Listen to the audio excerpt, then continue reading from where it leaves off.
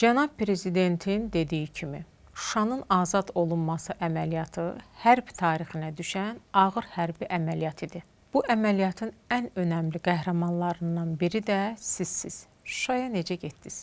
Noyabr ayının artıq 2-sində komandirləri yuxarı qərargaha çağırdılar.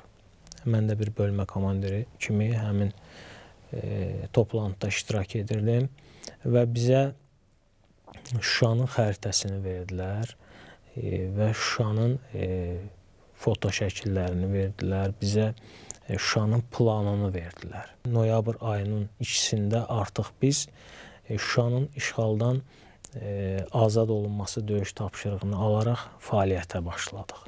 Şuşanın artıq bir addımlığındaydıq və o uzaqdan da olsa Şuşanın o qayalıqlarını görürdük. Fərqli bir ab-hava yaradırdı insanda ki, çünki heç vaxt getmədiyimiz bir yerə gedirdik, heç vaxt görmədiyimiz ərazilərdə döyüşəcəkdik və bunun da adı Şuşa idi. Bu da böyük bir məsuliyyət idi. Çünki alınmaz qala deyirdilər Şuşaya, biz alınmaz qalanı almağa gedirdik. Elə olurdu ki, yəni insanlar bir-birindən tutaraq kömək edirdilər, bir-birlərini dartıb o ərazini keçirtmək üçün. Kimsə süngüsünü yerə taxıb keçirdi. Çünki silah, sursat, ağır veş. Demək olar ki, sursatı o qədər götürürdük ki, heç yemək götürməyə bəzən yer qalmırdı.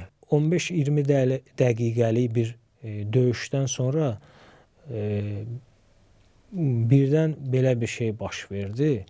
Hamı eyni vaxtda qalxdı ayağa və Allahu Əkbər qışqıraraq hamı atışaraq düşmən üzərinə hücuma keçdi.